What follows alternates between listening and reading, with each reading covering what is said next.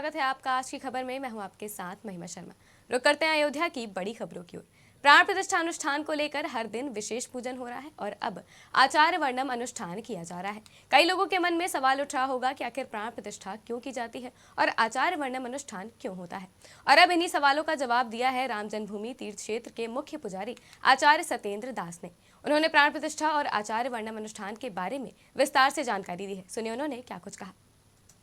है वो जजमान आचार्य का वर्णन करता है कि या जो भी आप करेंगे इस कार्य में, जो करेंगे, जो मंत्र जपेंगे, जो कुछ भी है, पूरा जो पूरा फल किसको मिलता है, तो उसको मिलेगा जो वहाँ आचार्य वर्णन किया है। तो आचार्य हमने वर्णन किया तो जो वर्णन करने वाला है उसको मिलता है। जैसे जजमान आचार्य का वर्णन करता है और सारी गोत्र वोट सब लोग लेकर के मंत्रों के द्वारा कि आप जो भी मंत्र उच्चारण करेंगे और जो भी काम करेंगे वो सबका फल जजमान को मिलेगा। जजमान होता है वो जजमान आचार्य का वर्णन।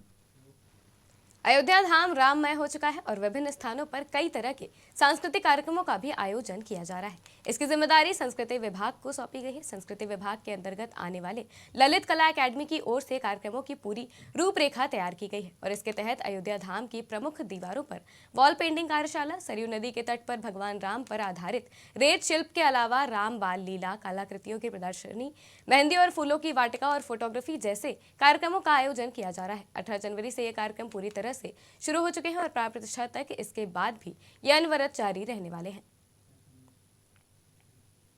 सांस्कृतिक कार्यक्रमों के बीच प्रसिद्ध भजन गायक कन्हैया मित्तल रामलला के लिए चांदी की चरण पादुकाएं लेकर आए हैं। बता दें कि ये वही कन्हैया मित्तल हैं जिनका लिखा और गाया भजन जो राम को लाए हैं हम उनको लाएंगे धूम मचा रहा है। बता दें कि उन्हें 13 जनवरी को प्रेरणा हुई कि उन्हें भी आसपास के लोगों को राम मंदिर से जोड़ने के लिए कुछ करना चाहिए। तभी उनको 5 साल के रामलला को चांदी की चरण पादुका अर्पित करने का विचार आया और अगली सुबह वो नंगे पैर हो गए और संकल्प लिया कि जब तक प्रभु राम अपने मूल स्थान पर विराजित नहीं हो जाएंगे वो नंगे पैर ही रहेंगे और ट्रस्ट के महासचिव चंपत राय को पादुकाएं सौंपी। अयोध्या के साथ ही पूरे देश में प्राण प्रतिष्ठा समारोह की गूंज है। इसी कड़ी में अंबेडकर नगर में प्राण प्रतिष्ठा समारोह को 118 मंदिरों में लाइव देखा जाएगा। वहीं 315 शक्ति केंद्रों पर सुंदरकांड का पाठ होगा। वहीं इसकी जानकारी भाजपा के जिला अध्यक्ष त्र्यंबकम तिवारी ने दी है। सुनिए आगे उन्होंने क्या कुछ कहा। 22 तारीख को प्रदेश में नहीं, देश में नहीं, पूरे विश्व में कार्यक्रम है और पूरा विश्व इसमें उल्लासमय है। अपने प्रभु राम गर्भगृह में उनका प्राण प्रतिष्ठा होने जा रही है। उसी क्रम में अयोध्या का अंग होने के नाते अंबेडकर नगर बहुत हर्षित है, उल्लासित है और हम लोग 118 मंदिरों में प्रधानमंत्री जी के उस प्राण प्रतिष्ठा कार्यक्रम का लाइव प्रसारण भी करेंगे और शेष 315 स्थानों पर पूरे जनपद में एक साथ सुंदरकांड का आयोजन कर रहे हैं। इसके अलावा समाज के सहयोग से, अन्य आनुषंगिक संगठनों के सहयोग से और भारतीय जनता पार्टी स्वयं भी इसमें पूरी तरीके से सहभागिता करके पूरे अंबेडकर नगर को राममय करने के लिए गांव, गली, गरियाले, चौराहे सजाने के लिए, दीप जलाने के लिए, झालर लगाने के लिए उत्साहित है। हमें लगता है कि 22 तारीख को अंबेडकर नगर पूरा राममय रहेगा। बटाला में कार्यक्रम को लेकर दैनिक प्रार्थना सभा द्वारा शहर में तैयारी की जा रही है। दैनिक प्रार्थना सभा की तरफ से दुकानों के बाहर झंडा लगाने के लिए दुकानदार को झंडे दिए जा रहे हैं। सभा सदस्यों का कहना है कि उन्होंने करीब 6000 झंडे दुकानों के बाहर लगाने का लक्ष्य रखा है, जो अब तक 4000 से 5000 तक पूरा हो गया है। वहीं उन्होंने कहा कि 22 जनवरी को शहर में बड़े स्तर पर धार्मिक समारोह का आयोजन किया जाएगा। अभी तक हमारे पास हमने जो है 6000 का ऑर्डर जो है दिया है, उसमें से हमारे पास लमसम झंडे जो हैं आ चुके हैं, वो तैयार हैं इस तरह से डंडे में डाल करके। और हमने 2-3 हज़ार झंडे तो जो है लोगों को दे दिए हैं कि वो अपने अपने इलाके में बांटें। बाकी के हमने कुछ अपने हाथों से भी जो है झंडे वितरण किए गए हैं। आज जो है दैनिक प्रार्थना सभा से झंडा वितरण का कार्यक्रम प्रारंभ हो रहा है। ये बड़े बाज़ार, किला मंडी और सराफा बाज़ार, कंद साहब gurdwara, Tibba Bazaar, Chakri Bazaar, Nehru Gate, City Road, Gandhi Chowk पे जाकर के ये सारा एरिया जो है आज राम मंदिर को लेकर उत्साह हर समाज में दिखाई दे रहा है। इसी बीच फिरोजाबाद में किन्नर समाज के लोग भी उत्साहित नजर आ रहे हैं। किन्नर समाज के लोग घर घर जाकर बधाई और मल्हार गा रहे हैं। साथ ही रामधुन पर किन्नर समाज के लोग जमकर झूमते हुए भी नजर आए। साथ ही घर घर जाकर लोगों को राम नाम की बधाई भी दे रहे हैं। साथ ही 22 जनवरी को दीपावली जैसा उत्सव मनाने की अपील भी की जा रही है। बहुत खुशी है, अंदर से बहुत खुशी है। 500 साल बाद राम लला हमारे विराजमान हो रहे हैं, हमें इतनी खुशी है, बहुत खुशी है। मैं अयोध्या में आ रहे हैं हमारे राम लला जी, तन मन से हमारे जितने भी किन्नर समाज है उनने सब खुशी बना रहे हैं और बनाते रहेंगे। हमको इतनी खुशी किसी को नहीं होगी। क्यों? हमारा भगवान राम के जब वनवास गए थे हम भी साथ गए थे, हमें तो उनसे पहले से कुछ राम लला ने जन्म लिया, हमने बधाई बजाई थी। हमारे किन्नर समाज को इतनी खुशी किसी को नहीं होगी। और मैं तो अपने देशवासियों को कहना चाहती हूँ, इतनी खुशी मनाएं, इतनी खुशी मनाएं, इतने झूम झूम के नाच गाना करें जो कभी नहीं करी हो। हम अगली खबर रायबरेली से है, जहां एक सन्यासी मध्य प्रदेश से अपने बालों से रथ को खींचते हुए रायबरेली पहुंचे, जो कि अयोध्या के लिए निकले हैं।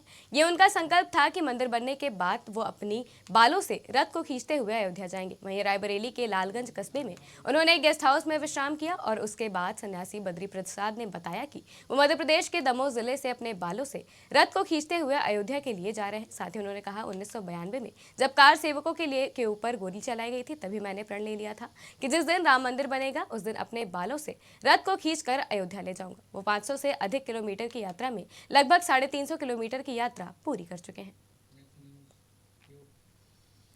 किन्नर और सन्यासी समाज के साथ ही सोशल मीडिया पर वायरल मुस्लिम राम भक्त युवती मुंबई से पैदल चलकर महोबा पहुंच गई है।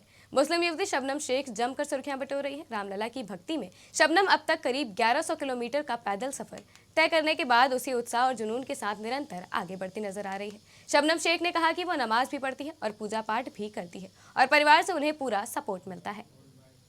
महाराष्ट्र मुंबई से अयोध्या जा रही शबनम शेख इस समय सोशल मीडिया पे वायरल हैं और जय श्री राम के उद्घोष के साथ वह अपना सफर तय कर रही हैं। हमारे साथ मौजूद है शबनम शेख, जो बताइए किस तरह से उनको प्रेरणा मिली भगवान राम के प्रति। सबसे पहले तो सभी को जय श्री राम। मेरा नाम है शबनम शेख, मैं मुंबई से अयोध्या पैदल यात्रा कर रही हूँ राम जी के दर्शन के लिए और आज मुझे 29 डेज हो गए हैं और प्रेरणा मुझे मिली है राम जी से। अच्छा शबनम जी, आप विपरीत धर्म से ताल्लुक रखती हैं, तो किस तरह से आपको इस सामना करना पड़ा? कोई सामना नहीं करना पड़ा। देखिए, ये तो सारे राजनीतिक चीजें हैं।